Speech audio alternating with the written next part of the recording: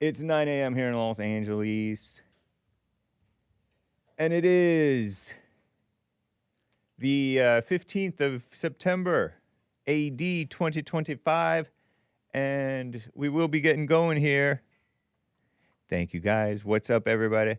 The views expressed on this show, as you may know, do not express the views of Bond, JLP, Hake. I don't even represent myself. Okay? I don't. So relax. If we mosey on over to the Hake report, you may see the little rest in peace to Charlie Kirk and Irina Zarutska. Boy, that feels like forever ago. That's already old news. That gal getting offed, stabbed to death on the train. In fact, even the Charlie Kirk thing feels like it's getting old news. Crazy, huh? That's how it goes. And, 'cause it is, honestly. But you can call in 1-888-775-3773, and I'll get to your calls. I'll get to your super chats. You can super chat by going to thehakereport.com or buymeacoffee.com/thehakereport. And take everything that you hear and think and see and read and think. I said think twice. With a grain of salt. Okay? There's snakes in the snake pit constantly interpreting Hake. Wrongly, of course. Snakes in the snake pit. Terrible. And then there's callers going crazy. What's up, callers? I will get to your calls. But I guess, I think I may be ready. Almost ready, anyway. We do have Anchor Baby coming up right after the Hake report, okay? But anyway, everybody, let's just get right on with the show. 1, 2, 3, 4. Oh, it's the Hake report. The Hake report. La la la. Oh, it's the Hake report. The Hake report. La la la. Hey, guys! Oh, it's the Hake report. The Hake report. La la la. Oh, it's the Hake report. The Hake report. La la la. So, how you guys doing? I'm fine. And hope you're all right. I guess. It's a crazy times, right? Crazy times. What's up, Mr. Pink Golden Rule? Him Diddy. Don't disavow Jesus, Hake. I don't think he'll mind. You think Jesus would mind?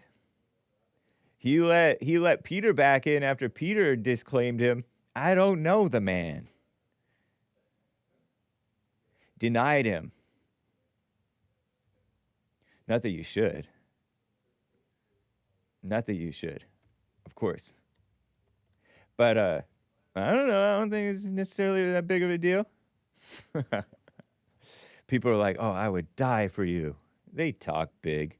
Didn't Peter talk big like that? I think he did. And all puffed up. It's crazy. So, I wanted to mention a few things. I'm shaking my head. Because in part, this gal, this evil woman, Kathy Hochul, endorsed that dude. Let's see, AP is where I saw it. Kathy Hochul.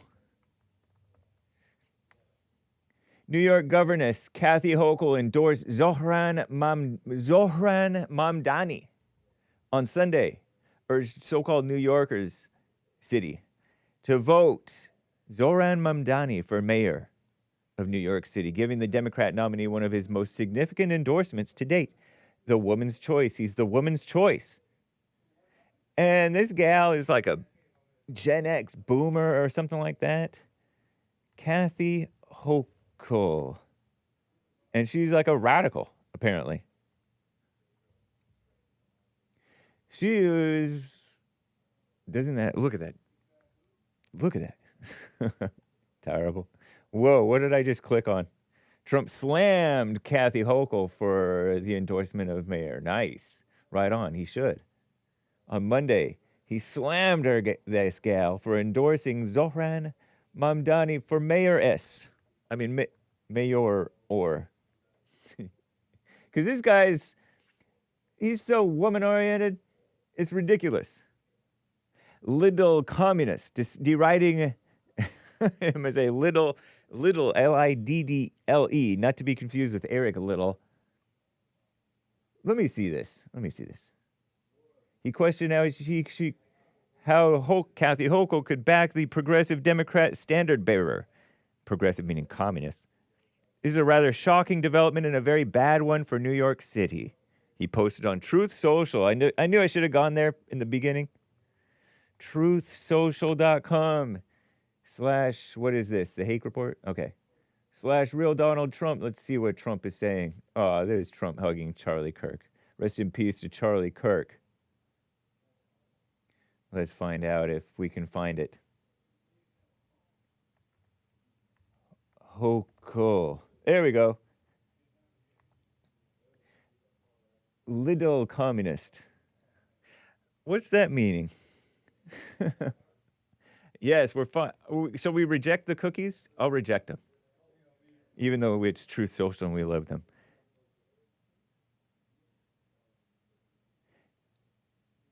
How can such a thing happen, asks Trump.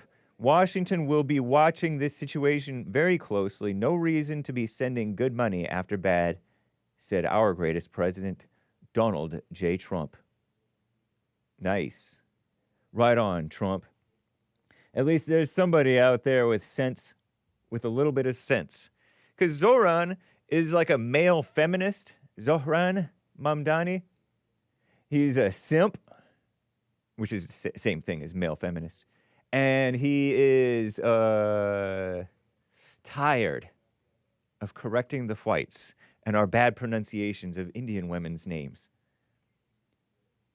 And in other words, we're going from bad, as in like the socialist guy married to that black former lesbian gal, Bill de Blasio, not a Christian. At least he looked a little bit like a man. He had a little bit of sense. And then now we got a guy with even worse sense. No sense. I told you guys, you Jew blamers, that replacing the Jews is going to be replaced with something even worse. And shout out to the Jews. You're not that bad. Hit and miss. Mamdani's stunning success exposed divisions within the Democrat Party, says far-left AP. Despite leading in the polls, Mamdani has not been endorsed by Chuck Schumer nor Hakeem Jeffries, the black, light-skinned guy. Minority leaders in the U.S. Senate and House. Wow. I wonder why they said and.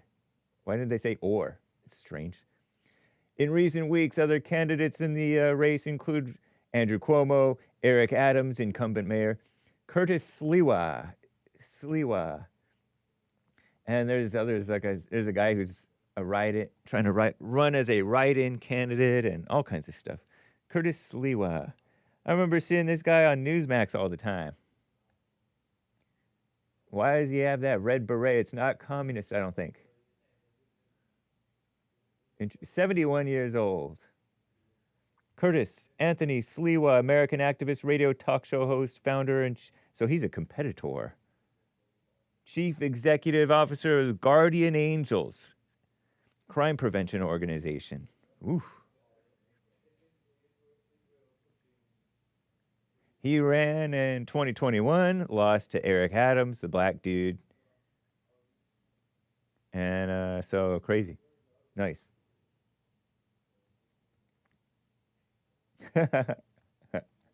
Trump, a couple of days ago, he criticized his dedication to cats. Interesting. This guy once had 17 cats, according to Commie Nonsense Network, CNN. Curtis Sliwa. So even Trump knows that he's a bit strange. Can you call him strange? Our greatest president.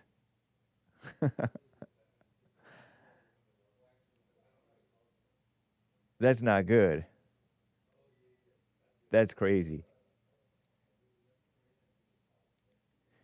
I'm reading this thing and it looks like this guy might be a bit of a people pleaser.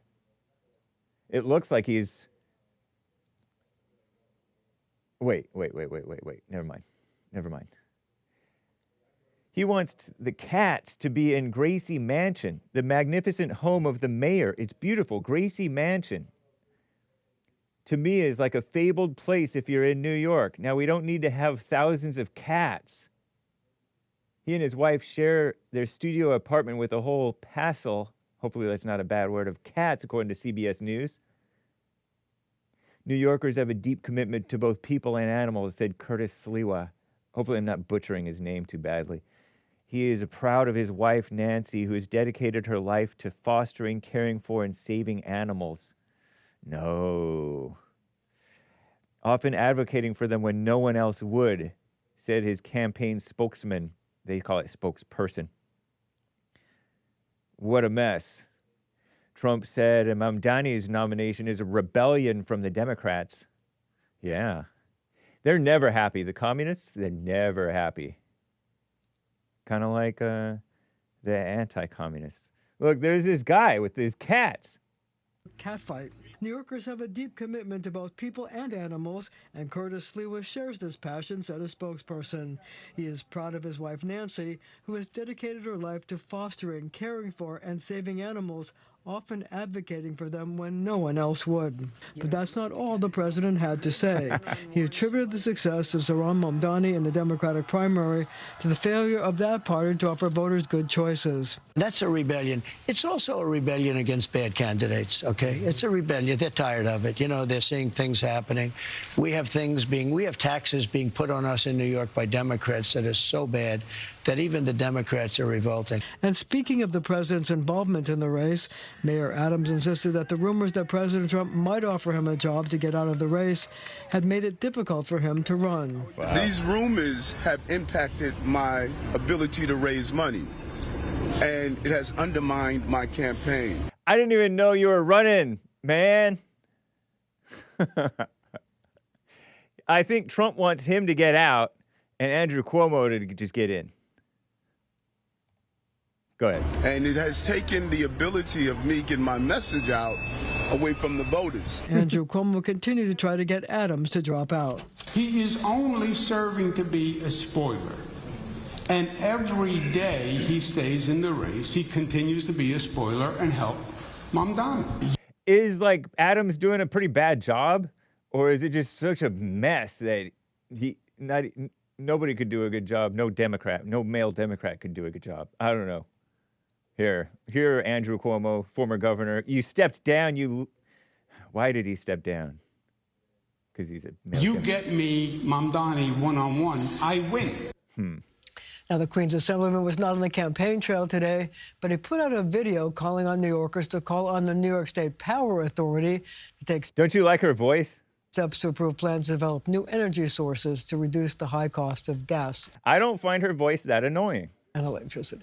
Marcia, going back to the Trump-Sliwa cat fight, as you so eloquently put it, a lot of people at home are probably wondering, very eloquent, why is the Republican sitting president not endorsing the one Republican candidate for mayor of New York? Because he has no chance. Curtis Sliwa, nobody seems to take him seriously, and he doesn't even seem to take himself seriously. He wears that red beret thing, and I like him. I don't know him, but I like him. I've seen him on TV. New York City. I mean, there's got to be multi-reasons here, right? I don't even think never mind. It's a good question, and here's the answer. Sliwa has made no bones about the fact that he didn't want the president's endorsement, so you could say it was tit for tat or that the claws were out. Okay. Couldn't help yourself, and I appreciate that you couldn't. I think the rules are just thrown out the window Look when at it all comes these to New York City females. politics. Look at all these females sitting at the table talking about politics. At least they're not all hyped up and angry. But, I mean, they kind of are. Right, Yeah. Marcia? You got that right. All right, Marsha. thanks so much. For the latest on the mayor's race, head to our website. No, we're not going to promote your website. Crazy, huh? So I don't have high hopes for New York. New York City has been rejecting common sense since, what, 2004? When did they get rid of all of the greatest America's mayor? Rudy Giuliani. 2001. Okay. Yeah, ever since then it's been downhill. Terrible. From bad to worse to, okay, maybe, I don't know, this black guy, former cop, Democrat, kind of worked alongside with Trump. A mess. Anyway, shout out to our greatest president, Trump. He knows what's up. And I can appreciate it. Let me get to a couple of calls here before we get too far into the show. I have some nasty reaction to Charlie Kirk and some nastiness aimed at our greatest president, Trump, from earlier this year and other stuff. But let's talk with Josh in Georgia, who's on the line over here. Josh, thank you for calling and holding. You're live. Hey, thanks for having me on, man. Yeah. Thanks for calling. Yes, sir. Yeah, man. Just wanted to talk about the whole confusion of choosing sides, and like you were just talking about, New York is just going downhill. It's like, yep. Do you think it's worse than L.A.? Or it always seemed to me that New York and L.A. were like the same. I've never thought of it like that. I don't think it's worse than L.A. I think of L.A. as awful. I mean, we have this woman who's a communist. Right. I call her a communist. I think she's fair to call her a communist. And a black female, Karen Bass. Has New York ever had a female mayoress? I don't know. And then we had that joke of a mayor. Both of the previous mayors were jokes. That guy who's just a nice guy. I think he's he allowed the homelessness to go out of control under his watch. I'm blanking on his name. And then that Hispanic guy who took on his wife's last name and merged it into his own last name. He used to be known as Tony Villar. Now he called himself Antonio Villaraigosa. It's not even his real full-blown wife still. I think it's like an ex-wife. Raigosa was her last name. So crazy. Yeah. No, LA is really bad. We have... I don't really think much about New York, honestly, because it's so far away. So I don't know what they go through. Right, because I mean, it's like it's you know, I'm all across the country. I generally stay in rural areas, and it just seems like city people are more like we look at the way we look at New Yorkers. That's how all cities are, whether Chicago, Houston, and Dallas, all the major cities. It's like a different. It's like a I don't know. It seems like you're in an unsafe zone when I drive through major cities, but that seems like it's an illusion. It's like because it's like you think everyone in the city is like a dumb liberal, but even that's not true. You know, it's like with this Charlie Kirk thing, everyone is like saying, "Oh, the leftists did it. It's the leftists that are the problem." But we don't know that, you know. We don't. That's speculation. True. And it's like we don't know what the sides are.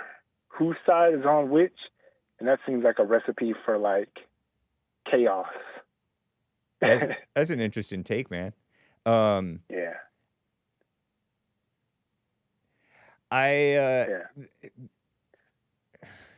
Nice. It's like a gray area, you know. It's like I like things in my life black and white. I don't like gray area. I like knowing all the way. That's why I'm not really into. Well, the good thing is that this isn't even something of real concern if you think about it. Right. Because it's not our concern. It's kind of like flat Earth.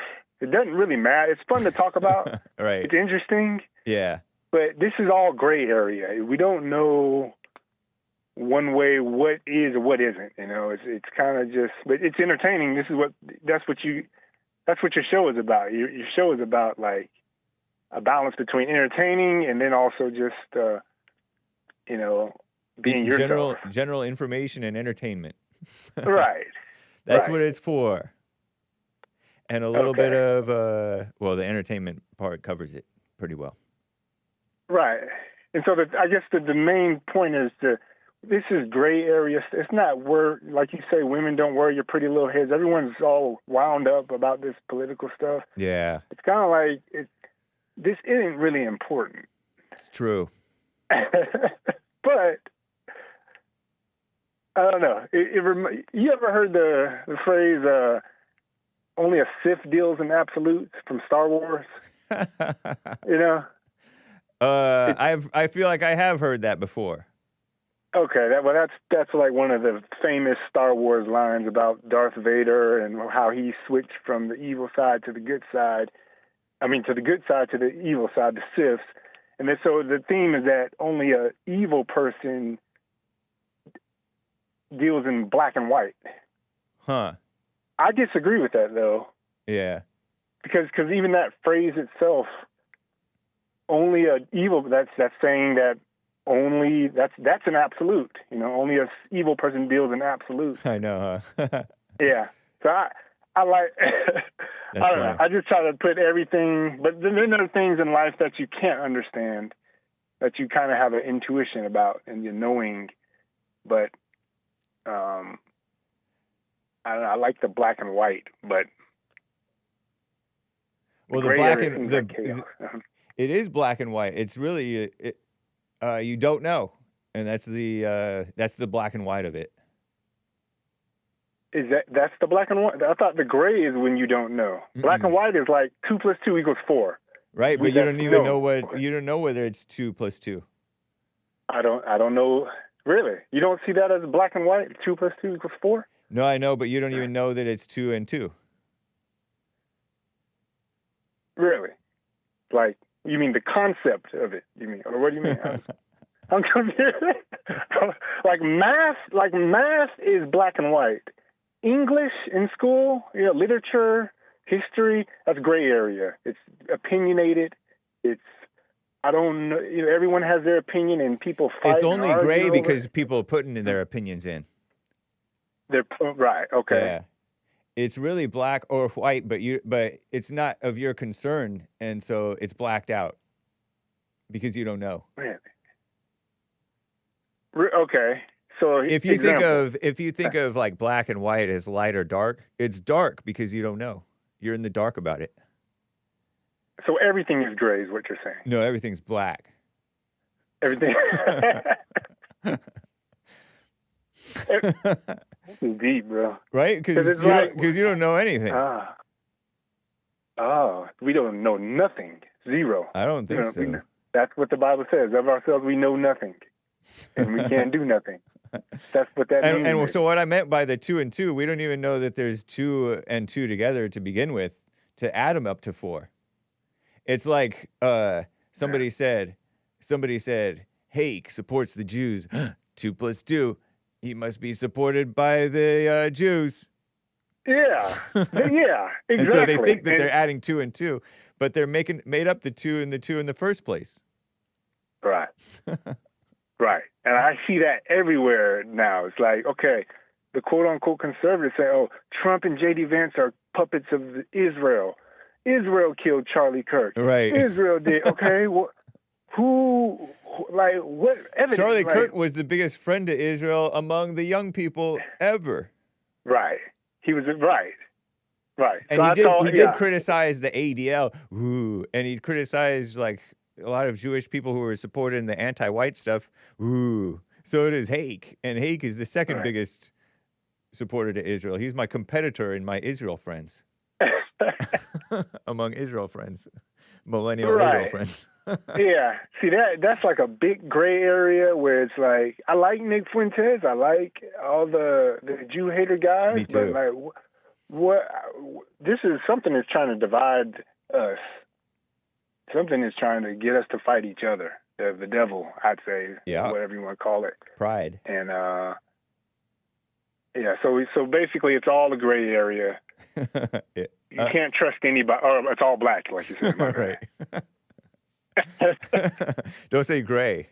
Gray, just take away an R and it turns gay. Sorry, kids, ladies. Please. Wow. Shout Interesting. out. That wasn't interesting. Yeah. That was silly. Because I mean, that's what I try to do in my life. I try to organize stuff to where you can get just a basic, fundamental understanding of things. You know, I don't have to be a expert at stuff, but I guess that's a trap. The thoughts you put things in boxes. They say that's what men do. Men put things in boxes, and women just kind of jumble everything up in emotions and just do as they feel. But men try to order it, put things in order, and put this and that. Okay, Hake is a Jew supporter, so he's in this box. He's in the pro-Israel box. You know, that's what. That's what men do, you think?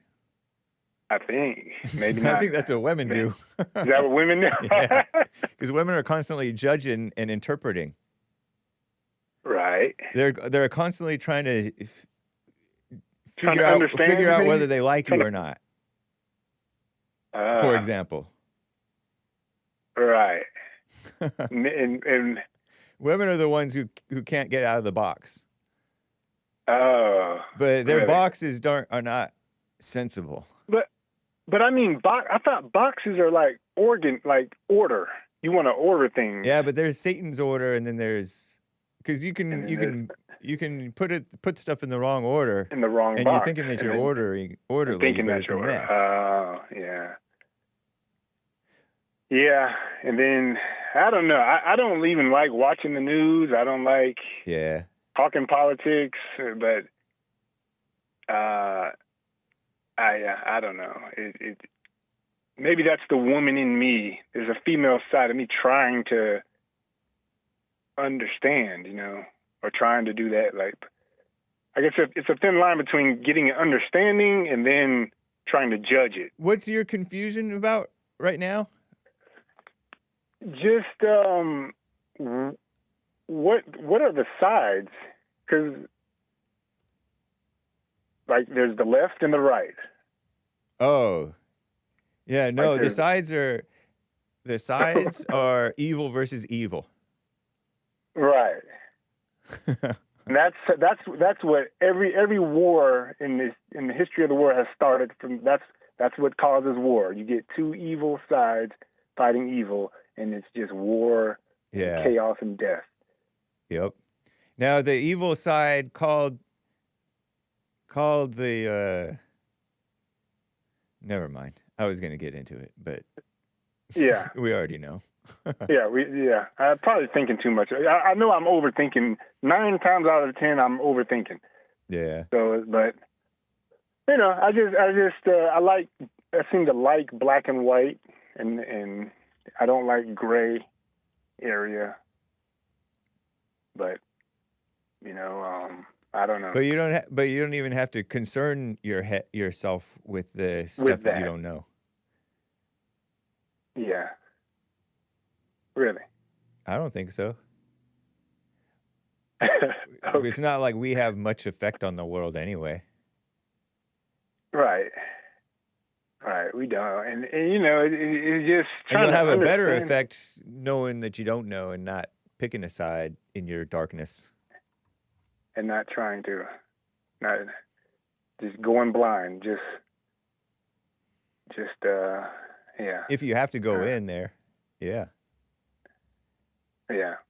Because I don't think my life right now really has any direction. You're better off not having any direction in your life. You just, of course, I gotta, eat and pay bills and stuff, but we don't know what direction the country is going in. We don't know what, in order to put my life in a certain direction, But then we shouldn't. It's like it goes back to you can't really plan for the future, really. But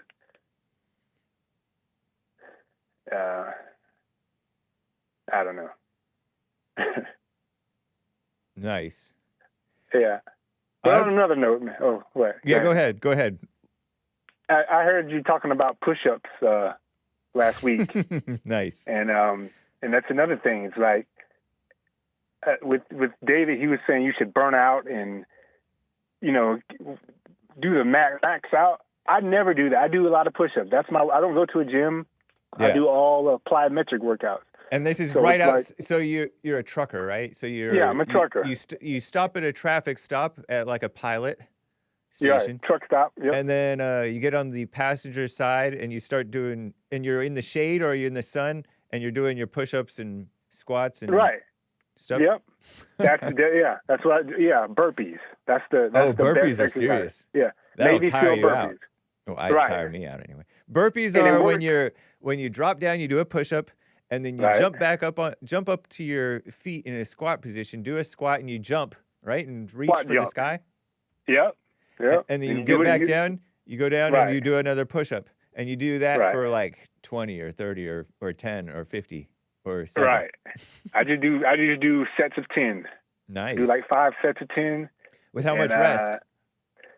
It depends. Okay. It depends Nice. how hot it is outside, Yeah. on how tired I am. But it's like falling down and getting up. You're just 5 using sets your of 10. body weight. That's cool. Yeah. Yeah. Yeah. Yeah.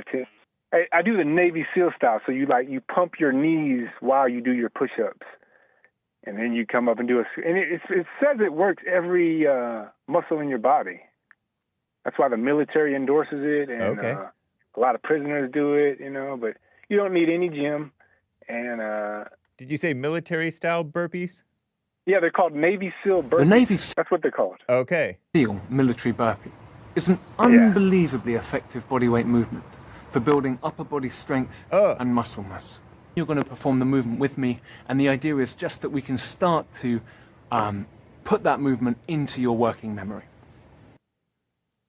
1, Yep. hands to ground. 2, into plank position. 3, chest to ground. 4, come out of the push-up, bring the right knee to the chest. Okay. 5, Yep. chest to ground. 6, come out of the push-up, bring the left knee to the chest. Oh. 7, chest to ground. 8, back to plank position. 9, feet in. 10, rep complete. Oh. 1, 2, 3, 4, 5, 6, 7, 8, 9, 10. Nice. Oh, oops. Navy SEAL Oops, my bad. is an unbelievable All right, so that was a. bodyweight So you do 3 for building push-ups? upper body strength Wait, why is he and doing this? muscle mass. You're gonna So you do 3 push-ups? I do 2, and I put my right leg up while I'm doing the push-up, and then I pump my left leg up. There's different variations of it, Right. And you can kind of do, but I just pump my right leg up when I'm going up. Okay. I pump my right leg up, then down, then I pump my left leg up, then I get back into the squat position. Okay, squat so jump. so your left leg is up, and then you bring your right leg forward, rather than doing Yeah. a third push-up and jump to both feet. Yeah. Okay. Yeah. All right. Yeah. Nice. And I did it with 1 push-up, and then back Yeah. up. Yeah, you can. You don't And it have to was be all plenty hard. complicated. Yeah. Right. Yeah. But that's the beautiful thing is you don't need any weights. You don't need a gym subscription. You're saving money. True. You don't got to be around people. That You just do it it. can tire you out if you're really out of shape. You do Yeah, even real do 7 or 10 of them, It hurts. and your Yeah. blood is pumping, your Yeah. heart is pumping, and you're winded. It works your whole system. But Your he whole didn't jump. So do you jump? Yeah. Okay. Wait a minute. I'm trying to think in my head. When you stand back up, is it like a jump? Jump squat? Yeah. I do right leg, left leg, then I do another push-up, I think. So I think I do three push-ups. Oh, just like that guy did. Nice. Yeah, I'm sorry. It's 3 push-ups. Black. And then I get up and then squat jump. Then back down. Okay. Right leg, left leg. Yeah. No leg, squat jump. That's all. No leg. That's one. Yeah. Nice. That's pretty good, man.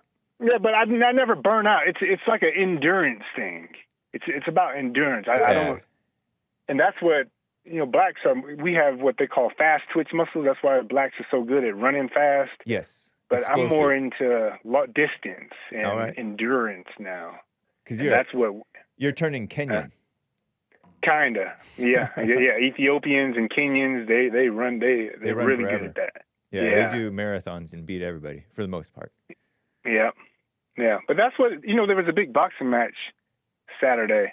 And that's what boxing is. It's endurance. Canelo lost. That white-looking Mexican. The white Mexican, right? Yeah. Yeah. What about it? Yeah. You tucker your arms out, throwing punches if your arms are not properly trained. Right.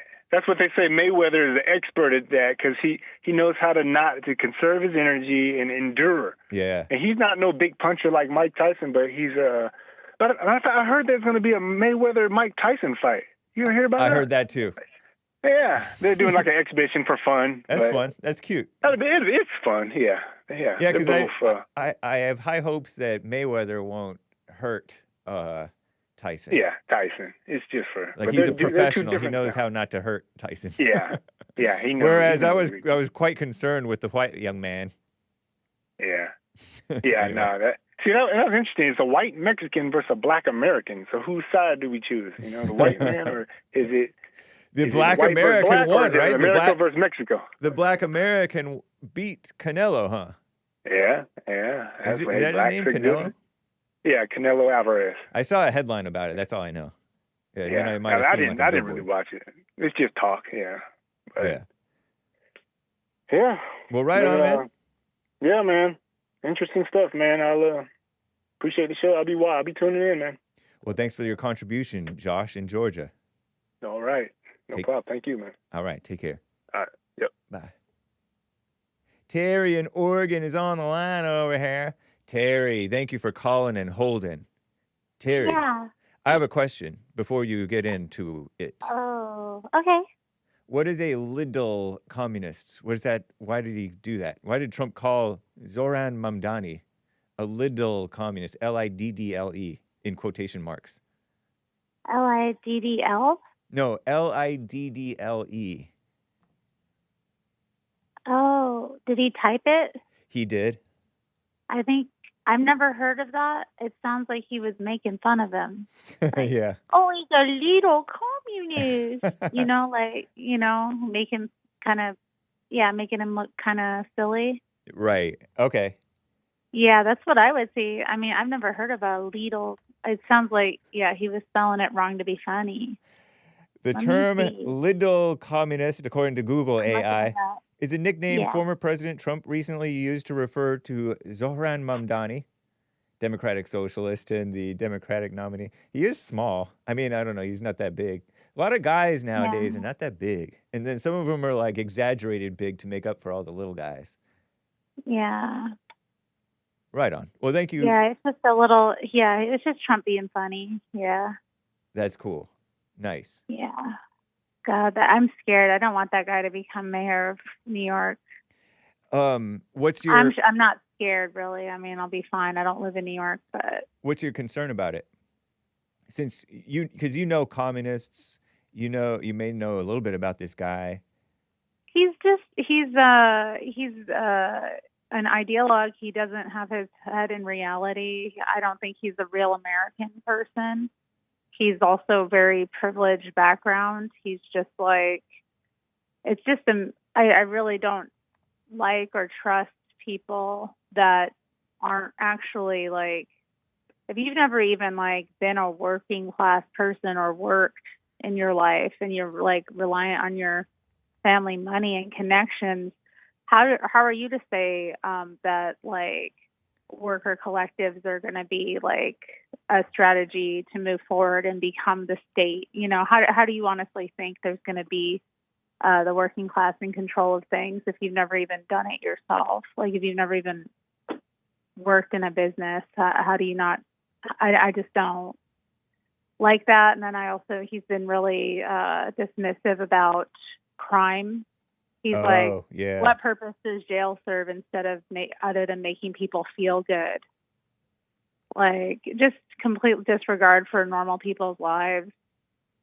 Yeah. And he's just, and also, I mean, you know, we remember September 11th when New York was, you know, attacked by Muslim terrorists. So I don't want Muslims becoming mayor of New York City ever. Yeah, it's kind of like a in-your-face, slap in the face type of a situation when, for example, in the UK, they've had that Muslim mayor for over a decade, it feels like. I don't know if he's still mayor. They have Muslim mayors in multiple places in the UK, and even the Prime Minister of Scotland right now is a Muslim. Oh. I mean, they're taking over. Yeah. Yeah, and like, and I get the in a sense, I get the false sophistication of the people who vote for them, are like, oh, we're bigger than to think just because they're Muslim they can't be among us and Americans and stuff like that. We're sophisticated, but it's foolish because, like you said, like you seemed to imply, he doesn't really have real American values of the freedom of speech, of the Second Amendment, of endorsing law and order. Law and order, yeah, that's what I meant. Respect. I was getting that. You know, Respect. decency. Yeah. So this guy, understanding of economics. He was spoiled growing up. Is that what you're telling me? Yeah. He's a privileged rich kid. He's a champagne socialist. Oh, he's not in the trenches with the real working class. Yeah. Fake news. Right. And on top of it, anybody who's a communist is going to be kind of angry. And so even if they are more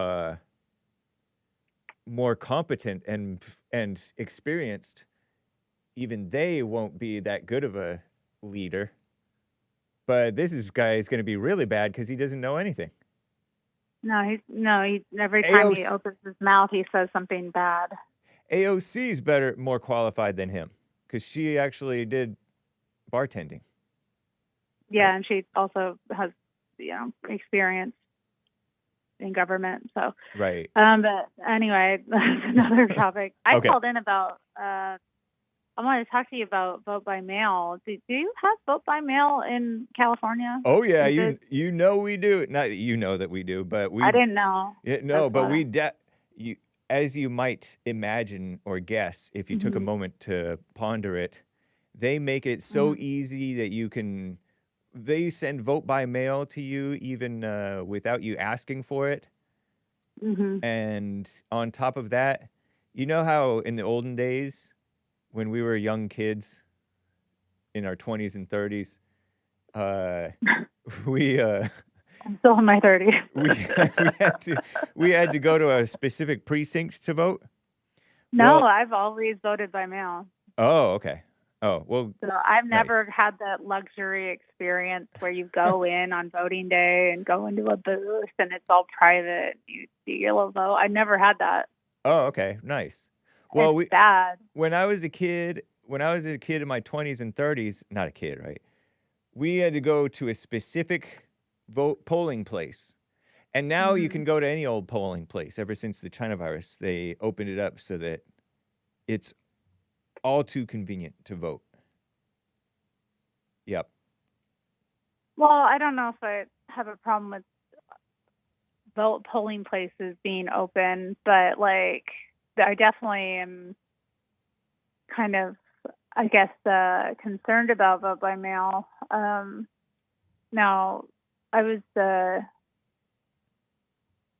guess, doing a little bit of research, not much, so I'm not at all an expert in this, but it looks like the state of Oregon was the first to implement it statewide, where you could vote in like national elections by mail.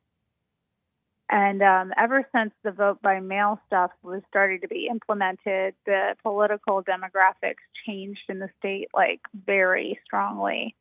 So this stuff was started in the 80s, where they started doing it in local elections and then moving on to the state and then eventually national. And the state became Democrat. Yeah.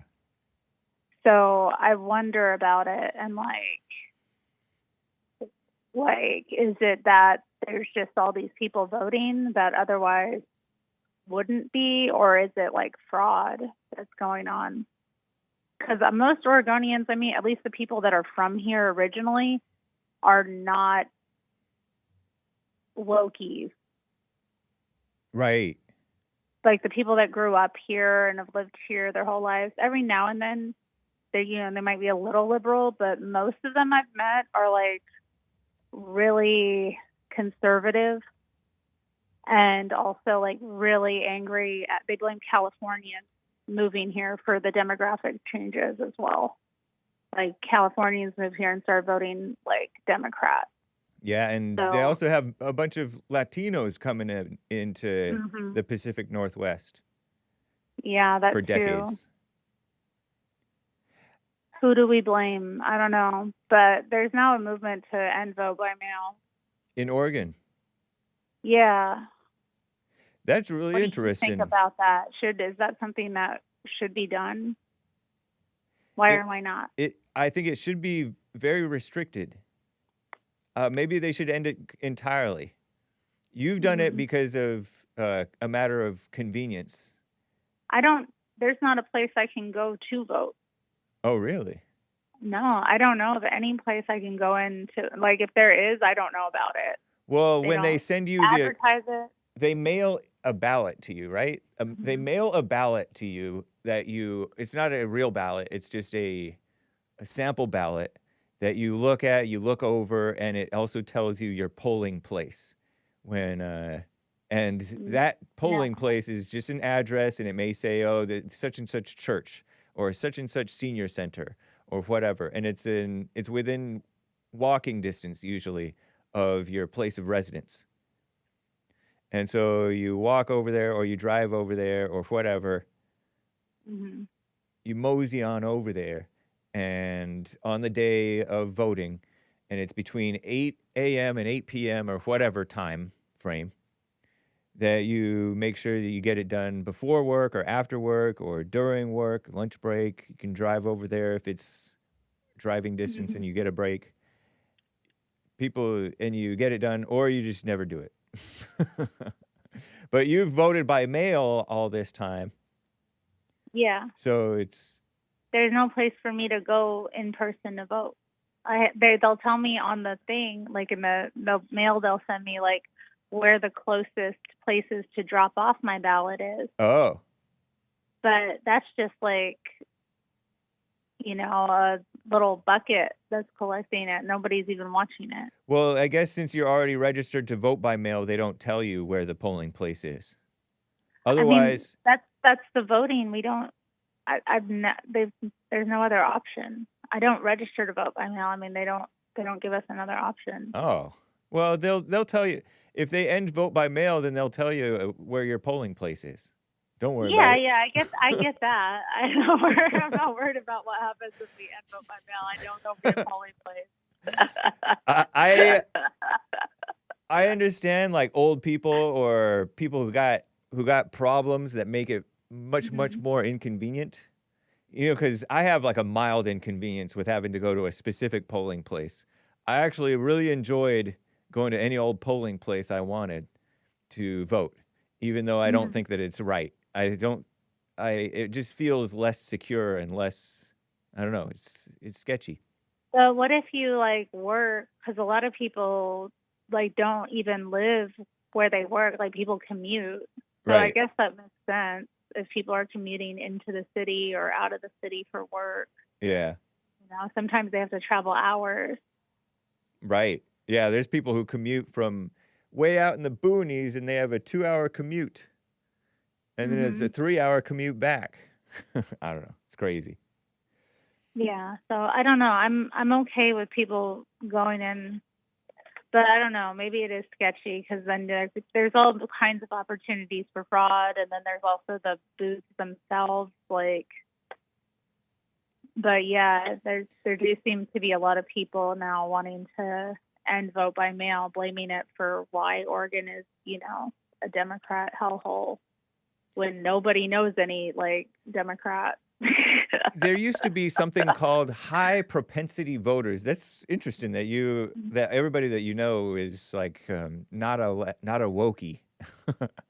But there used to be something called high propensity voters, and high propensity voters really care, and they will go to lengths to get it done. Like you just described, the inconvenience. You have to go to work. You have to long commute. People will make.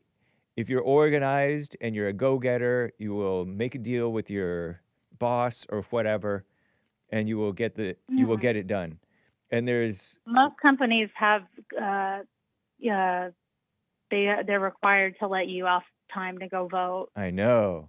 Isn't that terrible? No, I don't think so. I know, but right now the government is making everybody bend over backwards for any idiot to vote, and when any idiot votes and you make it super convenient for any idiot to vote, that's why we have problems. Because we have the lazy people being able to vote, and you don't want lazy people voting because lazy people vote lazily. That's true. So that's that's why I suspect that the vote by mail thing is kind of a problem because, I don't really feel like filling this out, but you make me fill it out and I'll fill it out. And so I fill out all these commies, and so then you transform the state that way. Yeah. Yeah. Or you have these activists people helping the old people who can't even see fill out their ballot for them. Yeah, and then they say, okay, vote for Trump. Okay, I'll vote for this person right under Trump. We'll vote for that one. Shenanigans. Yeah, I think there's a lot of shenanigans going on. But I didn't want to give the impression I don't know any Wokies, but I would say usually they're transplants from other states. Right. So keeping Portland weird. Right. There's all manner of ways that they have subverted and gerrymandered us, if you will. I know that gerrymandering is changing the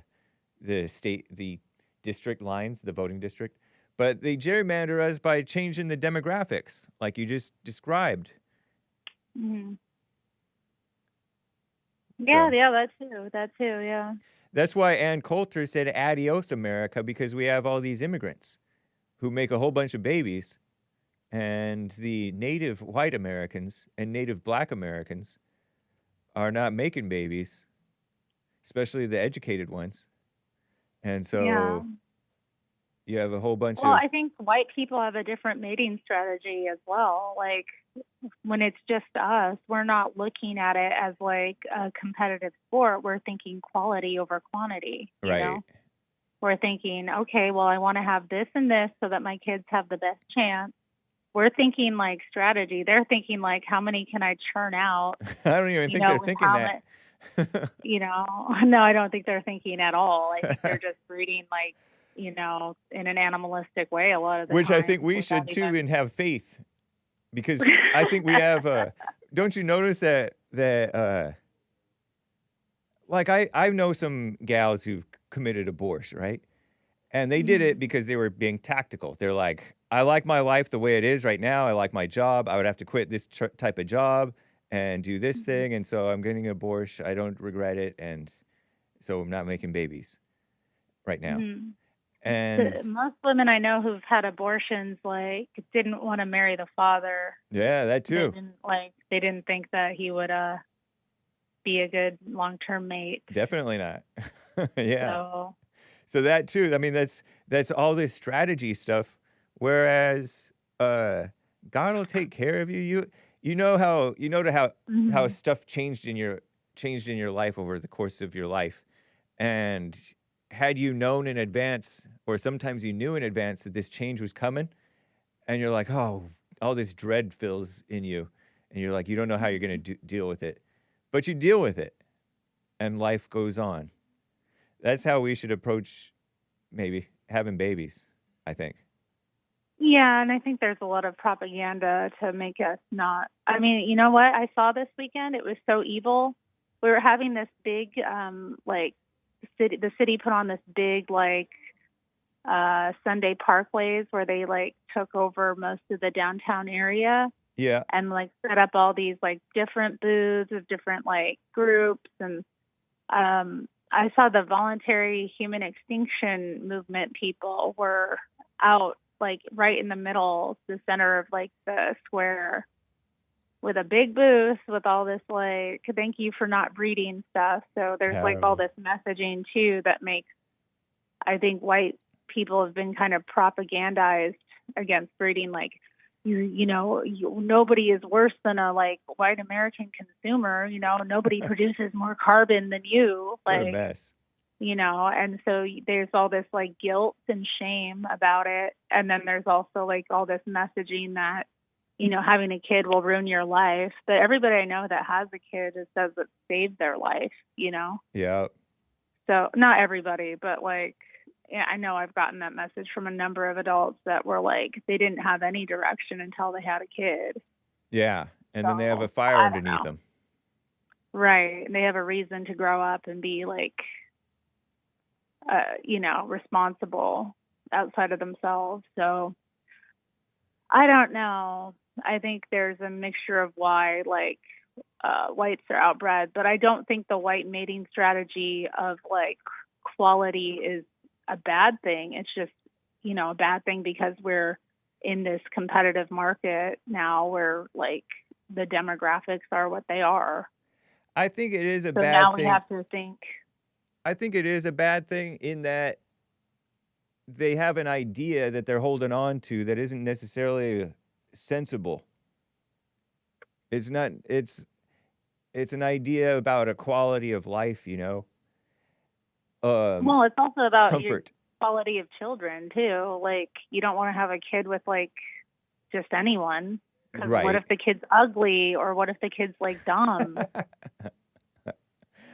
Well, I know that, but I'm talking about the strategy in terms of once you're married. Once you're other married, people don't care about that. once you're married, a lot of friends of mine, Asian and Hispanic and white, they get married and then they're like, well, let me get my house or whatever.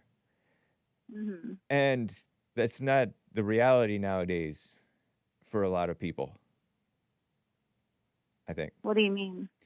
The reality is that if you're living in places like SoCal, you're not going to get a house for the most part, unless you're really making major money. But you don't need a house necessarily. That's true. But they're thinking in terms of comfort and spoiling themselves and their children, saving money for college, please. Well, I don't know if anybody my age is saving money for their kids' college, but it's there's the world has changed so badly in terms of affordability of houses, the quality of so-called education, that people are thinking, oh, let me finish my education, but your education is mostly dumb and worthless. Yeah. I saw I watched a debate that Charlie Kirk did with a woman that was if I got pregnant right now, it would ruin my life. Yeah. And I'm what are you, you're studying something stupid anyway that's just putting you in debt. It's just so sad that people think having a kid would ruin their life. Right. That's brainwashing. That's total brainwashing. That's not natural. That's not natural to feel that way. And that was a white-looking girl, I think, if I remember right. It was a little white girl. She was like, having a baby would ruin my life. Was that on Anchor Baby's show? Where did I see that? Or JLP? I don't know. It might have been. I don't know. Yeah. But I think it might have been on American Anchor Baby. Maybe. Because that got to me, too. I'm like, You have no clue, young lady. It would Yeah, and what actually, it would life do you actually, have it would anyway? actually improve her life in some ways, kind of. I mean, Yeah, it's irrelevant to her soul and life to a point. Granted, it's yeah. going to change the practical things that she does in life, but she would make herself useful in the world, maybe. Or Maybe, raise a maybe little not. demon. Don't we all? Yeah, but yeah, it's interesting stuff to think about. So. Well, anyway. Well, yeah. So you'll be fine if they get rid of mail-in voting. Are you for getting rid of mail-in voting? In short. Yeah, I think I am. Nice. Just to I mean, make things I've been less... voting by the one thing I like about it is I can kind of do it casually and like maybe do more research while I'm voting. Yeah. Because without that, like sometimes there's things that come up and I don't really understand it, and so I appreciate having a little time to actually think about my vote. And Terry, what you don't know is everybody gets a sample ballot like weeks in advance. So everybody has that time to look up and research and stuff. Okay. Okay. I don't know how good it is in these places where you can vote in person. I don't know. Right. That's so funny because your sample ballot is long before the actual election day. Wow. And so now the other thing is they're giving a window where there is days and days of voting rather than a single voting day, which is also less black and white and less secure. Crazy.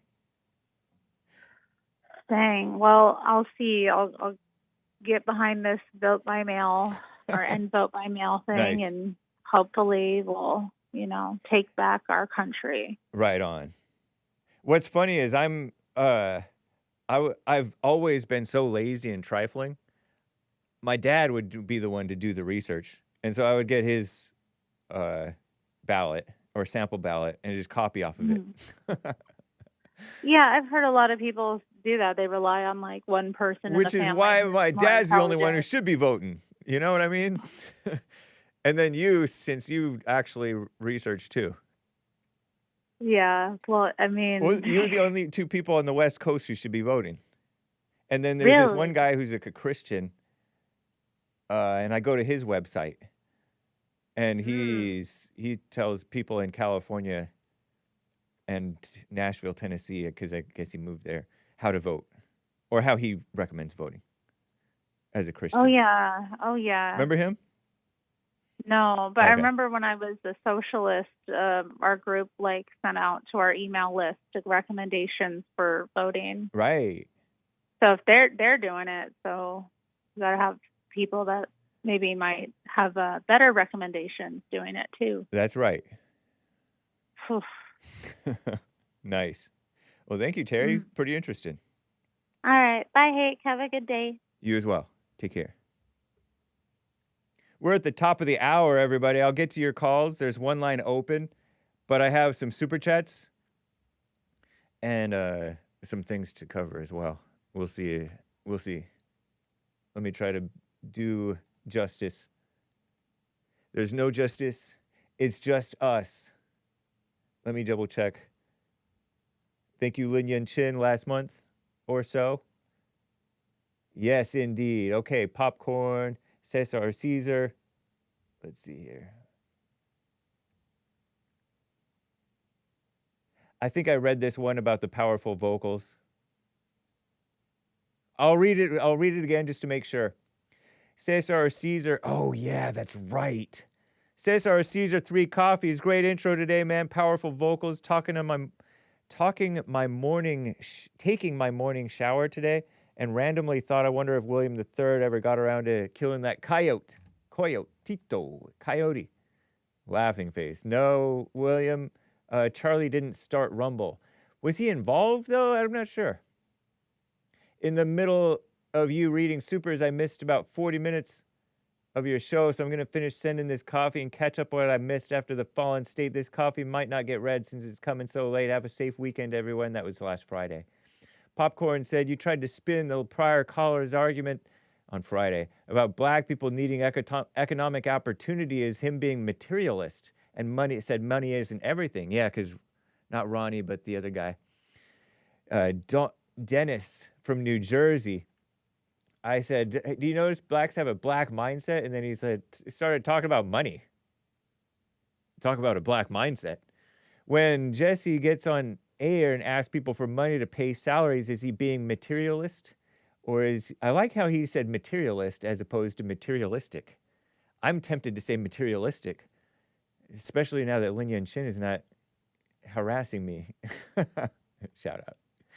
Or is needing money to take care of business a reality of life? But Jesse's house is in order. The black community, so-called, if you want to call it that, in general, their houses are not in order. They're male Democrats, all old. They're children out of wedlock at a rate of 77% for the native-born American women. Blah, blah, blah, blah, blah. Charlie Kirk thinks that being a black pilot... I wonder all these people all these blacks talking about Charlie Kirk, did they actually ever listen to him in general themselves? Or are they just told these clips? They just shown these clips, selectively shown these clips. And so they're judging him based on selectively shown clips, and then they're biased pro-black, which is to say anti-black. If you're pro-black, you're anti-black. Think about it. It's true. Brainwashing. Listen to this first thing that he says here. He says he makes being diverse, i.e. non-white, means you aren't qualified. And I wasn't able to play this on Friday. I ain't get the finish. Right. If you were to board a flight with United Airlines. I ain't get the finish. Right. If you were to board a flight with United Airlines, would you rather have a pilot that is qualified or one that is diverse? He didn't say he didn't cast that as mutually exclusive. Qualified or diverse? Would you rather have one that's qualified or diverse? He didn't say that being a black pilot means you aren't qualified, nor did he imply it. Being diverse doesn't mean that you're not qualified, i.e. non-white. He didn't make being diverse mean not qualified. He just cast which one would you prefer, qualified or diverse? Meaning which are your priority? Answer the question. That makes no sense. Why is there two different things? How is it different? When you go to... How is it different, qualified and diverse? Qualified matters. Diverse doesn't matter. In fact, diverse... Because in the pursuit of diversity, you sacrifice excellence. Every time. We know this with Harvard. He keeps on cussing. Isn't he saying... Is he cussing? Is he saying this is blanked? Did he say this is effed? There was this person, I was watching my former guest on the Hake Report, Cam Higbee. He was on a campus, and this guy was like, I don't give a boop about you, and I don't give a boop about Charlie Kirk, because he asked if Charlie Kirk deserved what he got.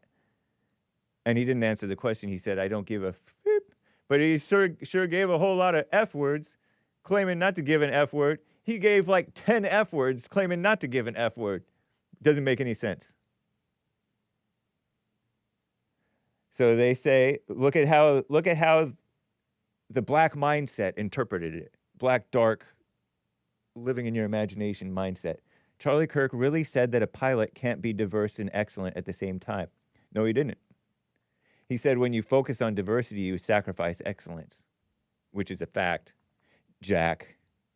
Right. We know this with Yale. We know this with the military. Right. Every time, every example that we pursue diversity, an institution becomes less excellent. So the institution becomes less excellent. Subpar. When you go on a plane, do you go to the pilot and ask for your credentials, or do you believe that the airline did the right thing and hired the right? So you ask. No, for I their don't. credentials. Actually, I'm starting to. Hold on. I start to doubt it. That was my statement. He said he starts to doubt it. Diversity and that was my statement. Right. My statement was if you're going to go from 4% of the pilots being black to 50% of the pilots to be black, it begs the question: you are going to lower the standards. If you were to board a United Airlines, interesting. And it's this fit black guy at a college campus, maybe, who thinks. So you're in your head, man. You're in your imagination. Popcorn. Interpreting. In your interpretations. Sup, Hake, says Cesar Caesar. Currently waiting to have another lunch meeting with a couple coworkers and the boss. Wonder if the captain or boss is going to treat everyone today. Oh, treat them for lunch. If they're not treating us, then I'm going to continue my 18-hour fast, which I do almost every day for the health benefits, says he. Wow, so you only eat in a 6-hour window, right? If my math is correct. I recommend you do the same, my friend. It basically helps you live longer. Strong arm emoji. So he recommends it. I neither endorse nor oppose Cesar or Caesar's recommendation. I'll be podcasting the rest, whatever I miss, as always. Have a great week, everybody. Celebration hands. Thanks, hands. Nice. Nice. Right on. Thank you, sir. And thanks for the recommendation. Yeah, I heard that you are supposed to undereat. Systematically undereat is what some guy said to my brother in college. Health and something. It's better to be a little underfull than overfull, they say. That's what they say, okay? I don't know. It seems to make sense. People overeat, especially in America, where we have all kinds of food everywhere. I've noticed an interesting dynamic at work in the wake of the Charlie Kirk shooting, says Popcorn with another coffee. That coffee was from Friday. This one is from today. Many people took to social media to crack jokes, post memes, let it be known they had no empathy for what happened to Charlie. Well, apparently some of those people are losing their jobs as the posts are being discovered by their employers.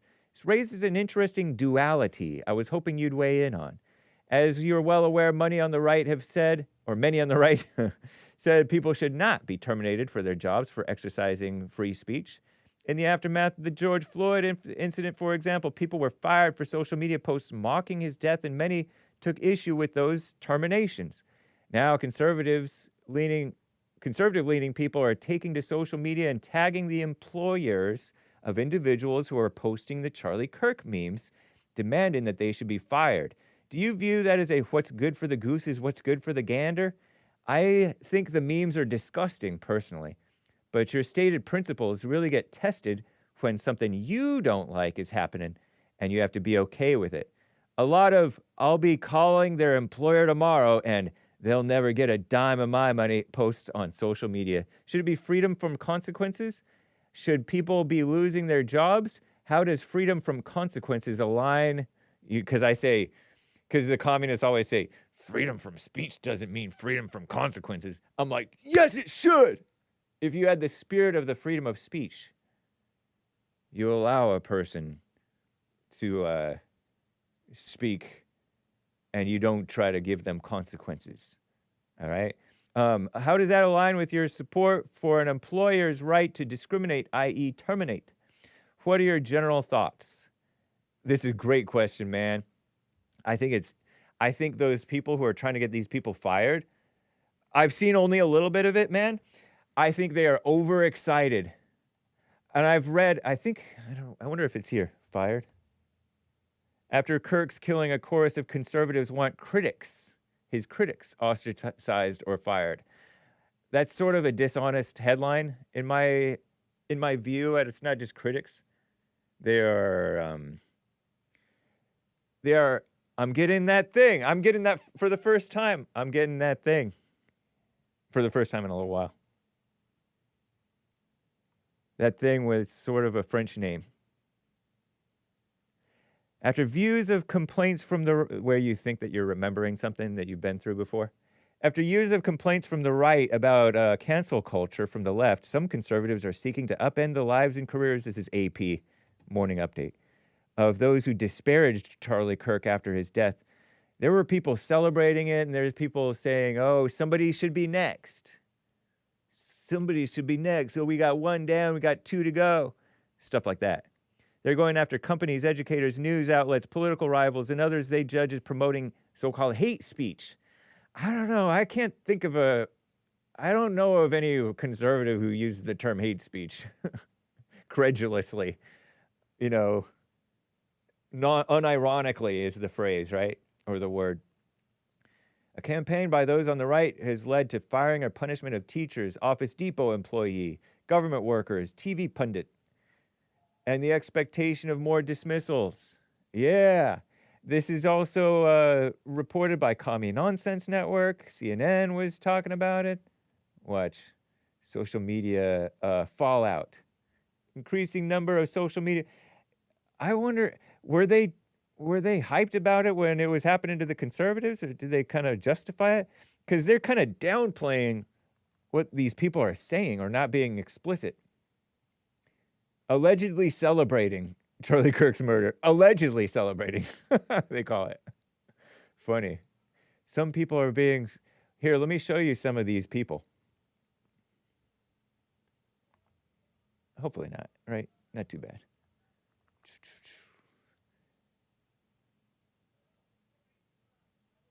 Yeah.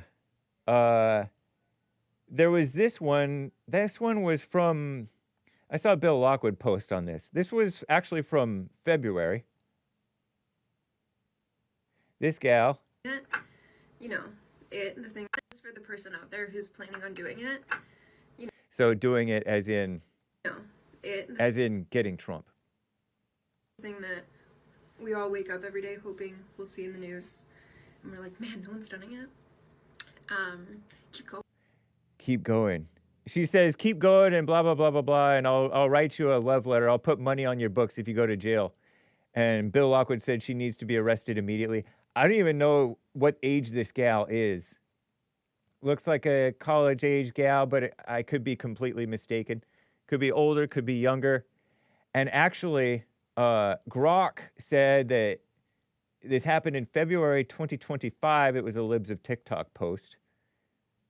Based on the viewing frames, right, people, this gal calling for someone to assassinate Donald Trump and offers to write naughty letters to the person to the guy in jail, usually a guy, right?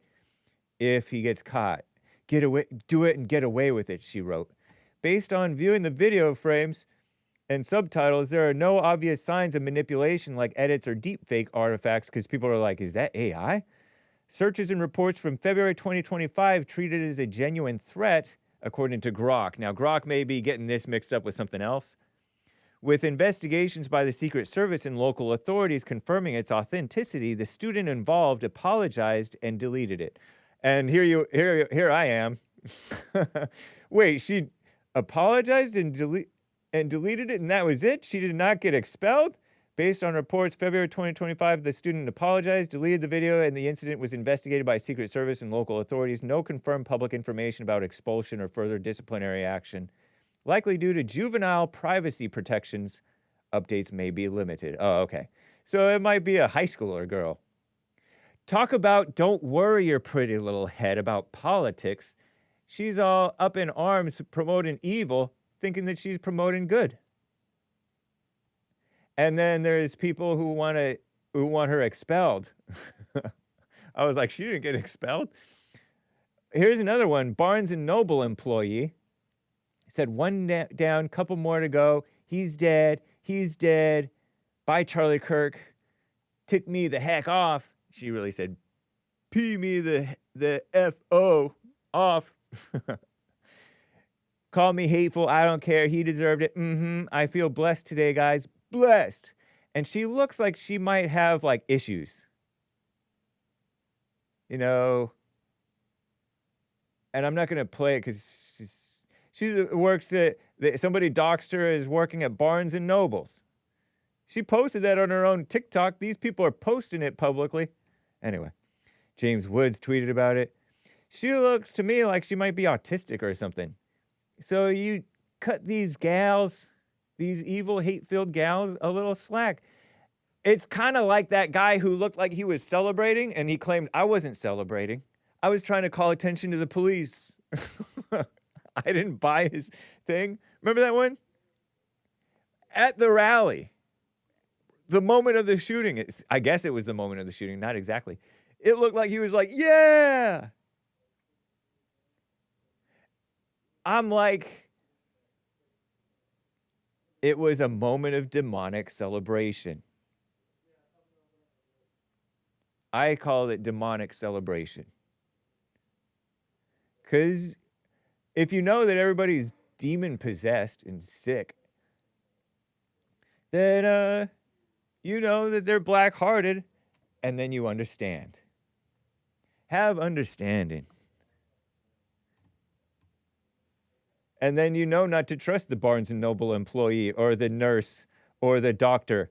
I know that Cam Higbee was like, I don't want people who are cheering on the death of Charlie Kirk to be working in healthcare or like mending people's wounds because they're just nasty, malicious people.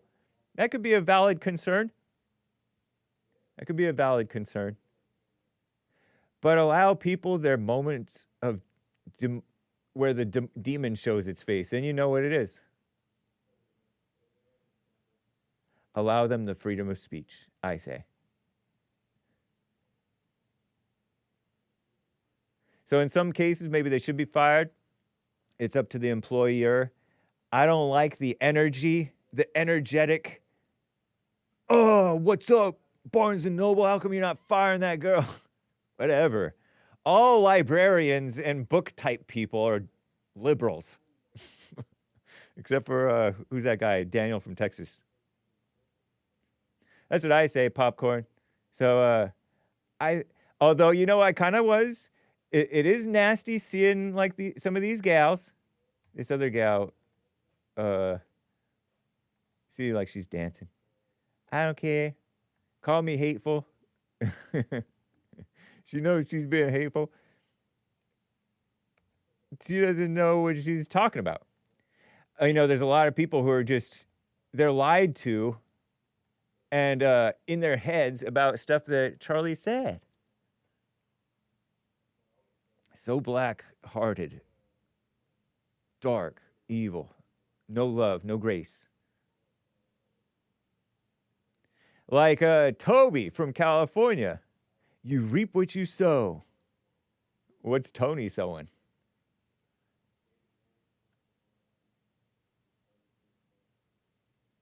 People just want to be mad. All right, guys.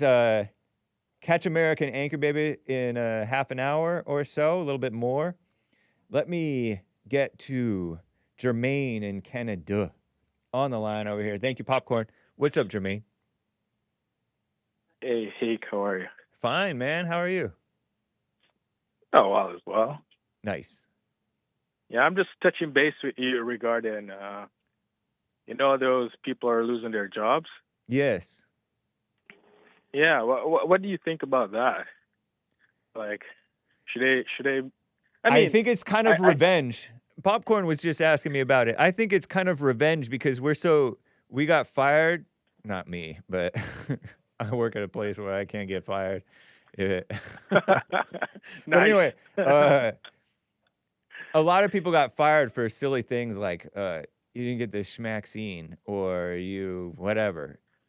I encourage people not to post on social media, not even to respond or interact with people on social media, at least not when you're excited and tempted to. Take that pause. I think I asked the question wrong. Let me rephrase it. Should you know the conservatives, right? They're screenshotting, taking all these people information, and then putting it online to get these people fired. Even though you have freedom of speech, but you have to also remember that you work for an employer that may not like what you're doing online, because even though you might say, oh, what I say doesn't represent my employer. Right. Someone can walk in and see you and say, oh, you're that person, or a doctor, or you're going to work on someone that, let's say you're liberal, you don't like their views. Yep. But you say it online, and then someone coming to do surgery or a nurse, and you're going to be the one to operate on them or do something, and they know that their views are different from yours, so now they're scared.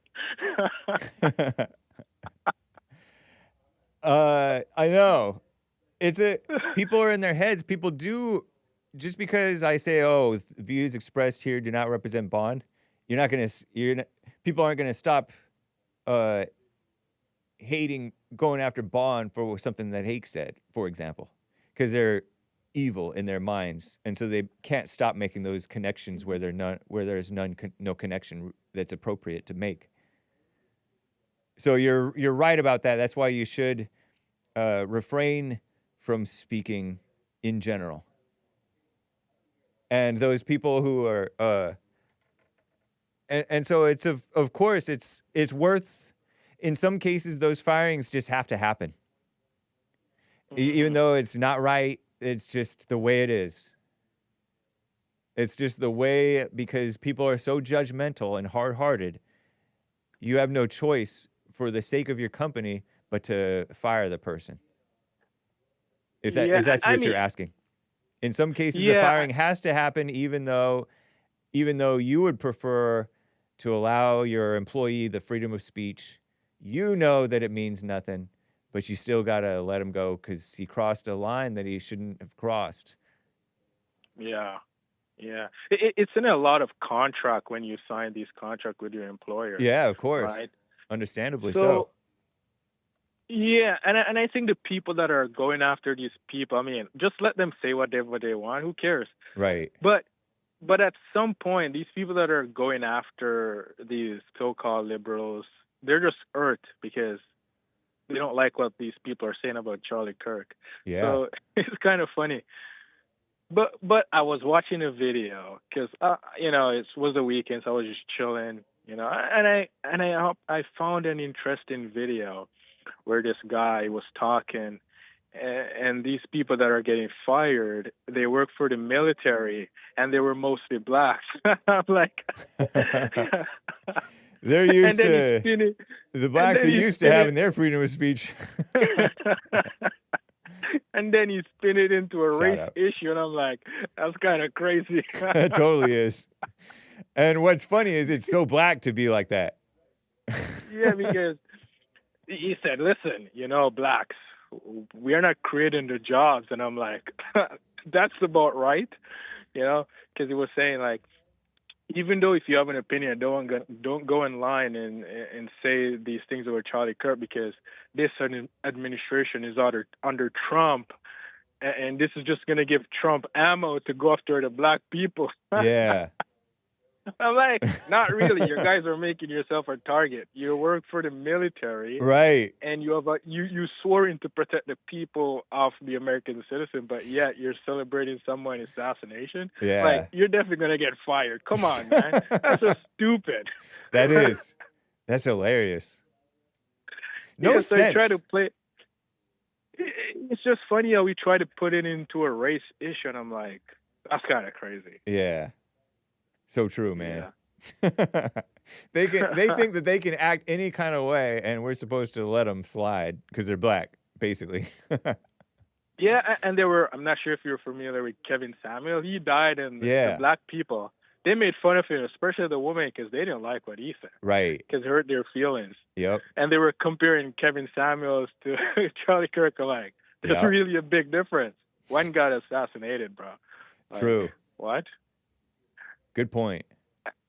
And he wasn't as known. He wasn't as known as Charlie Kirk, really, except for in their little world. Yeah, in the space of dating, he was known, but Charlie Kirk was more like a bigger figure. He was a international figure. He'd started organizations in the UK. And he helped get a president. Like he got personal phone calls from the president sometimes. Nice. Totally different level of fame. But when you're in your own little world, it's like, oh yeah, Charlie Kirk is not that big of a deal. He's just a nice person who debates, and he's kind of like a normie and sensible, and he knows a lot of stuff and whatever. But it's an object of hate among the young radical college brainwashed people. Mm-hmm. Terrible. Well, I wanted to say when what people were saying online was going viral, I mean, of course you're going to get fired from your job because you have to understand on a bigger level that, you know, what you're pushing that rhetoric to just go take out politicians because or just YouTube streamer or just people in general that don't have your same views. You're radicalizing I don't. They're saying the guy's Democrat, but it doesn't matter if he's Democrat or Republican. It's kind of evil, but because they identify with that type of side, and you're opposite, now you're telling them, oh, anyone that is opposite to your views should be assassinated. So it's kind of crazy that they don't see that side because Trump had to do what he did, and well, it's not Trump, but his administration fired these military people too because he looks at the country on a bigger scale than what most we normal people look at it like, right? So it's just interesting. What do you mean? So you know how the people, they would say Charlie Kirk deserved what he got. He brought it on himself. He said racial slur and all those things, and they're happy none of which about is true. it. Yeah. None of which is true. Yeah. Well, it's kind of true because it was a hard truth they didn't want to hear. He told the hard truth that they weren't ready to hear, and they interpreted it in a worse way than he meant it, and they lied about him and in their head about it. Yeah. Yeah, even though I didn't agree on everything you said, especially when it comes to relationship. Yeah. But those people are saying you deserve it. So let's say you have another politician here in Canada too. They have different views from the Liberal Party. Right. Are your family member of a different view from other people? So are you saying your family member should die? Someone should go and assassinate them because they don't have the same views that the other person have? So it's kind of pushing that rhetoric. If you don't agree with this person, you're saying it's okay if you get assassinated. So it's kind of pushing people to go that route, the people that are radicalized, right? Yeah. Because they call him fascist and all these kind of stuff, which they end up being the fascists. So it's kind of funny. You are what you hate, for sure.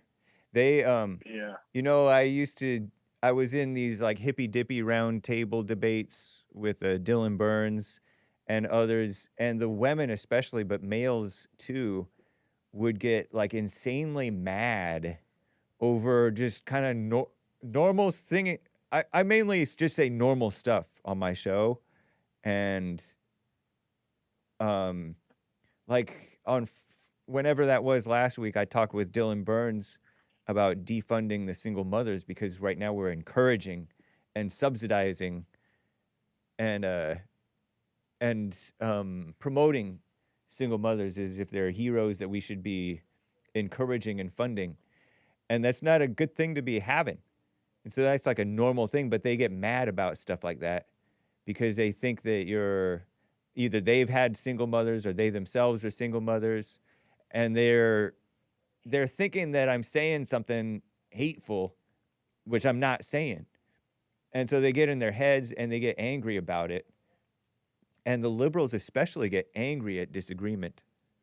But everybody gets angry at disagreement, and they're and it's like an existential thing where you're a threat to them just by a mere disagreement. And they get in their heads about Charlie because Charlie was a significant person in terms of his reach. He reached a lot of people. Just like Trump reaches a lot of people. One of my competitors, Alex Jones, reached a lot of people, or does. Bill O'Reilly reached a lot of people. If you're popular, they hate you all the more, and they want to take you down because they're concerned that they happen to know that nobody thinks for themselves. And so Charlie Kirk is convincing people to think his way because he's pretty logical in his arguments.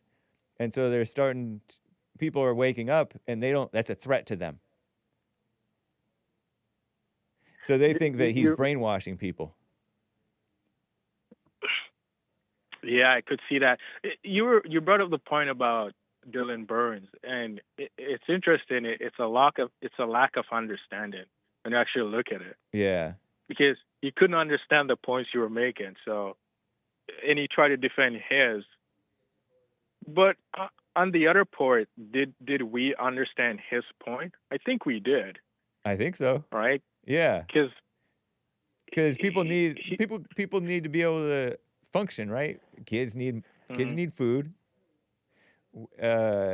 and stuff like that.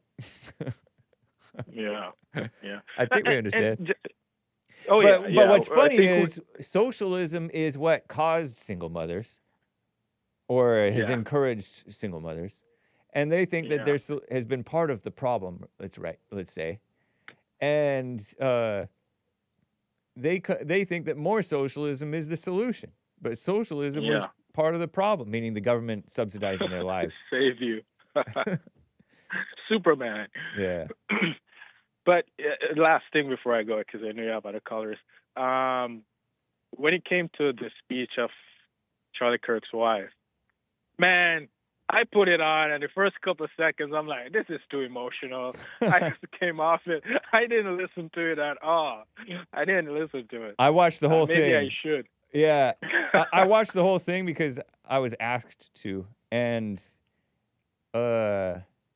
it got serious. It got oddly serious at points. She got this oddly serious look in her face. I saw Destiny said that she was fake crying. Was she fake crying? I couldn't tell. Yeah, it was a mess. And she called him baby.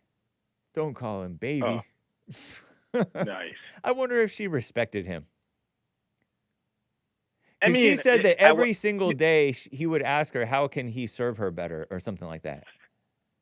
You know the funniest thing? That would get old. I saw a video of how they met, and he kind of initiated, and so he interviewed her for a job, but then he said he had something else in mind to date her.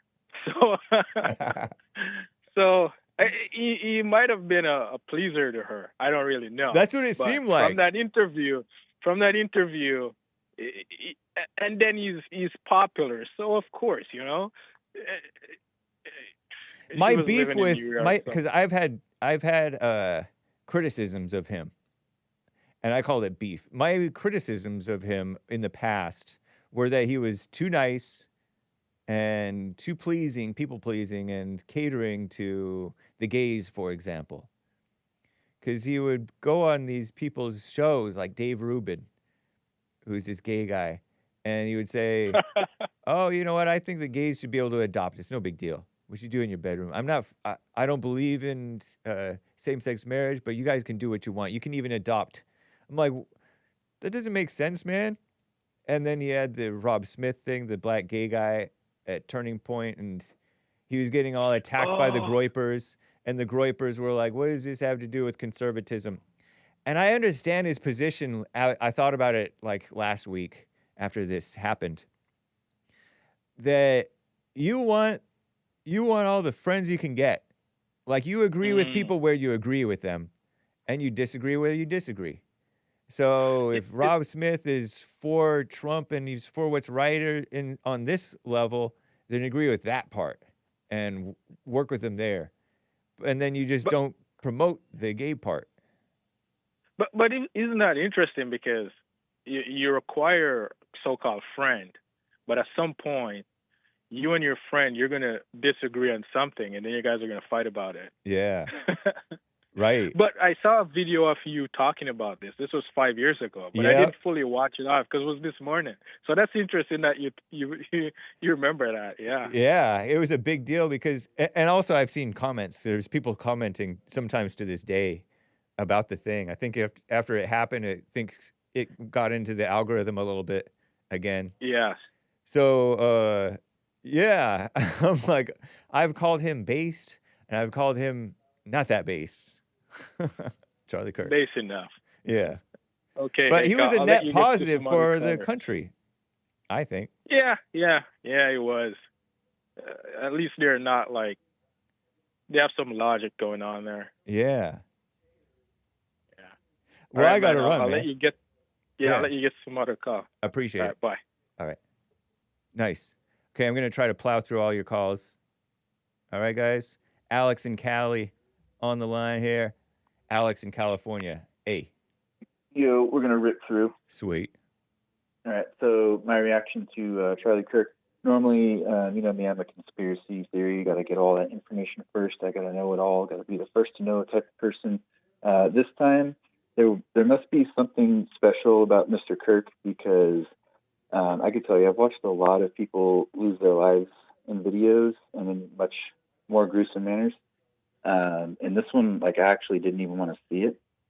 So it was shocking to me in a way that I'm not really, I can't even really explain quite yet. Yeah. I guess, you know, he's one of our guys is probably the most basic things, but there's something more to that kind of shocked me more than normal. And I just decided this time to like pump the brakes completely, you know, stay off the social media comments, because all it was the liberal demons coming out and celebrating and being disgusting. Yeah. And that kind of fired me up a bit. So I was observing how that was firing me up. And although that did fire me up, and I think that's a negative thing, it actually kind of toughens me up a bit now, because now when I hear like either liberals or like blacks just going off, it's kind of just like a mosquito buzzing or an annoying dog barking. Yes. It doesn't really make you mad. It's just noise. Yep. So I guess that's kind of the best thing I can pull out of it. And I've stayed off the conspiracy stuff, but you know, there's a bunch of that going on.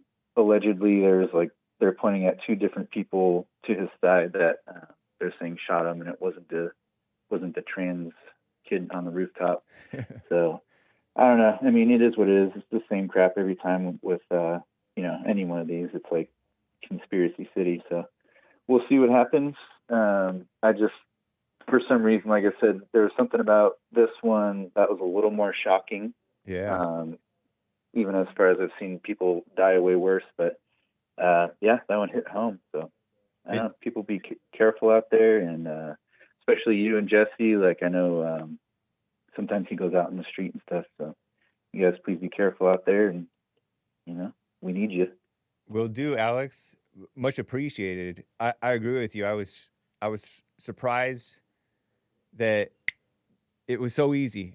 Here 1 minute, gone the next. That's so crazy. Right.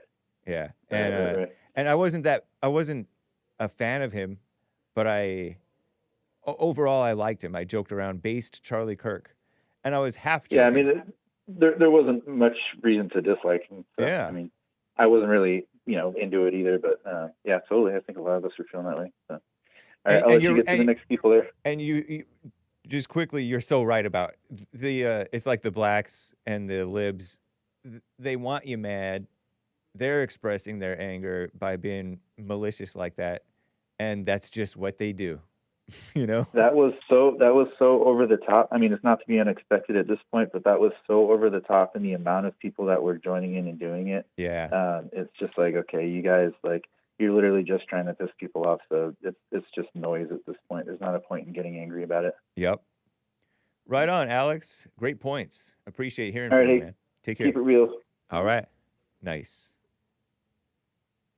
Very cool. Let's talk to Brandi in Hawaii. Brandi, go. Hey, how are you? Fine, thank you. Hey, I was just wanted to say the demons are showing themselves. You can see, you know, all these people, they're going nuts over his death. Yeah, demons You're on many seeing sides. Yep, on both sides. And I think God is separating the goats from the sheep, you know, the wheat from the, what is it? The weeds? Always. The tares? Yeah. Yeah.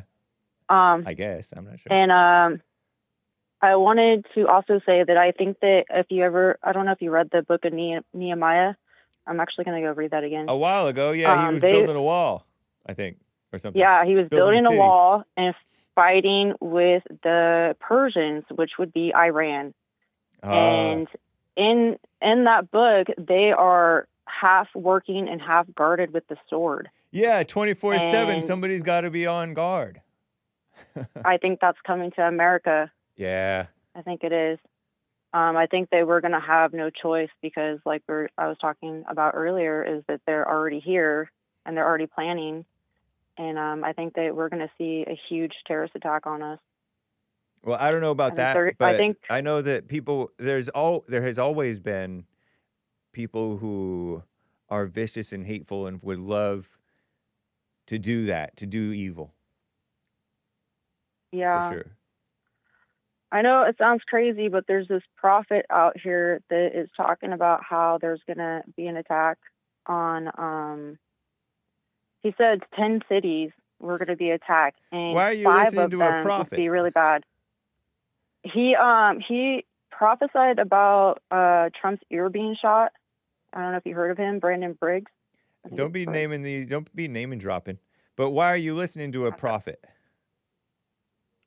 I can't help it. Because the devil in me. But he says New York, D.C., Philadelphia, Chicago, and Boston would be really bad. So let's just see. I'm throwing it out there so that if it does come true, So you're we'd be like, spreading what his the? word. You're spreading the word of some prophet. Well, I also, if Why it does you- happen, you I think want that bragging we rights? should be. No, I think that we should be, to stop it, we should be aware so that we can see it coming. So I'm kind of throwing it out there for that. All right. Well, thank you, Brandy. Appreciate it. Yeah, I know we're running out of time. I'll talk to you later. All right. Take care. All right. Take care. My bag. William the 7th out of California on the line here. William, go. Hey there, Hank. How you doing? Hey, man. Appreciate it. Hey, that didn't sound like the Mormon prophet. What's going on? Anyway, that's a joke. I think that's very Googleable. Go ahead. Go ahead. I don't have a lot of time. All right. So you guys were talking about the elections, and I volunteered in my town to do polls during the 2016 when Trump and Hillary were going against each other.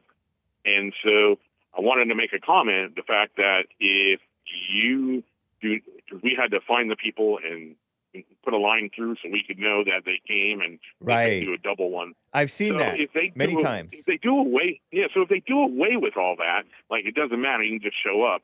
Well, you're opening up the possibility of people doing well, I'll go over here and vote under this name, and you go over here and vote, and they'll get 2 votes. Yeah. And if they're opening up and then you're doing all the mail-in, well, you're literally opening it up because you either should do one or the other to solve the issue about people not being able to get to a certain polling place. But to do both, aren't you just opening it up to fraud? Because nothing could go wrong but fraud at that point, I think.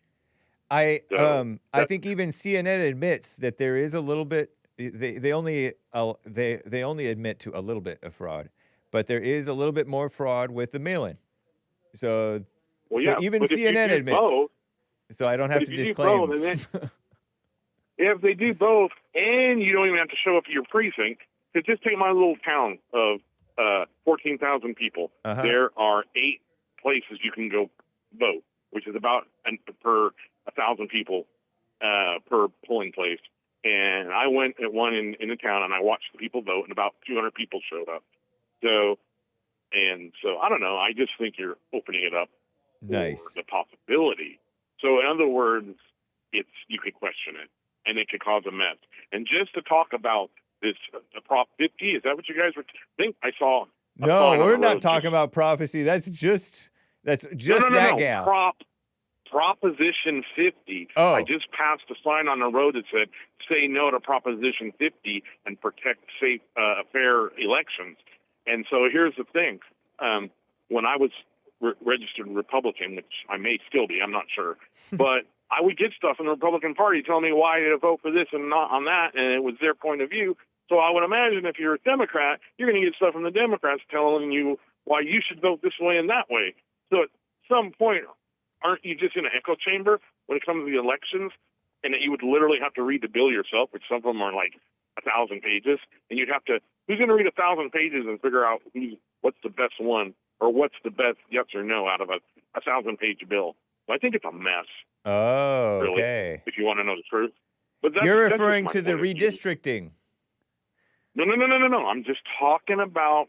I mean, if that was a bill for the election, because Prop 50, we're going to vote Prop 50 is the redistricting thing. Okay. Yeah. Nice. So, yeah, it's just still money in the waters because, like I said, depending on what party you're part of, you register. That party sends you and advises you how to vote because of this and do bullet points. And so the Democrats have their bullet points, the Republicans have their bullet points why you should say yes or no, and then the bill's 1,000 pages long. So I don't think nobody really can know the truth.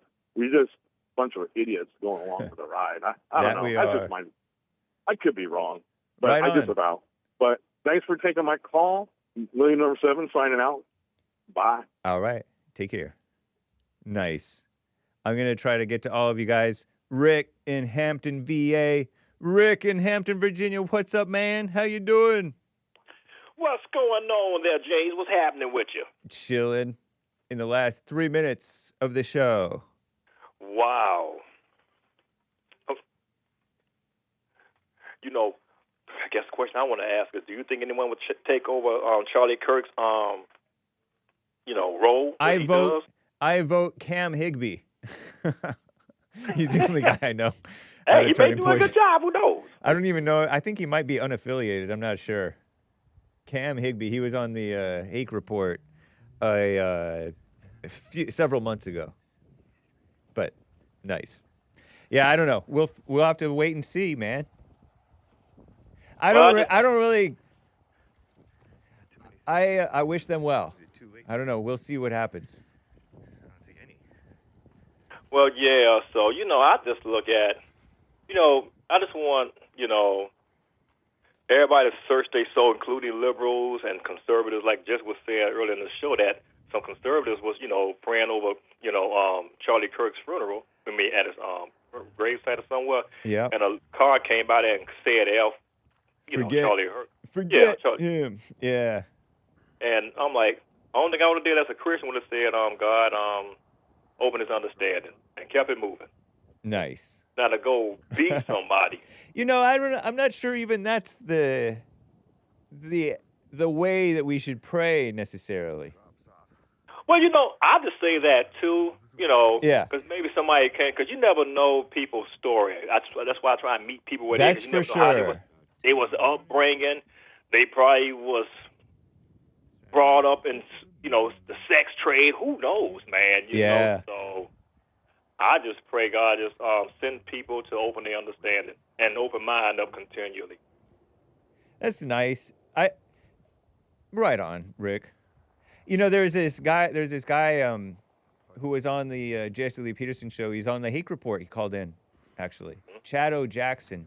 And he said, my prayer for, was it Raphael Warnock? Is that he repents. Raphael Warnock, yeah, the false prophet in Georgia. That's right. He's the MLK replacement. he's the pastor of Ebenezer something church, Baptist church or something like that. The church, I believe Martin Luther King, the church Martin Luther King was pastoring, he's pastoring. I don't know, because some people are objects of God's wrath. I don't know if you're supposed to pray for them like that. You can't tell a false prophet, because to my understanding, there's some stories on Martin Luther King, what he used to do. Yeah. Rick, I got to wrap things up, man. It's good talking with you. Hey, love you, James. Thanks for taking my call, man. Yesterday was my birthday, man. Happy birthday. Thank you, brother. I'm 56 years old, so right going on. strong. Love you guys. Love my brothers and sisters that's listening as well. Well, take care, man. Thank you. All right.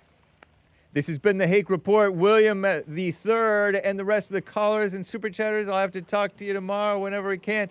Peace in the Middle East, or at least in your heart.